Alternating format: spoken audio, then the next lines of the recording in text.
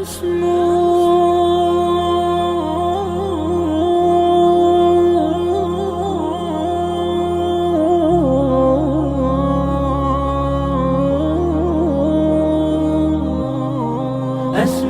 وأجتاز السماء جلالا، فأزيد أسراب الغيوم جمالا، وألون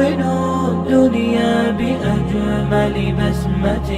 وأكون للخير العميم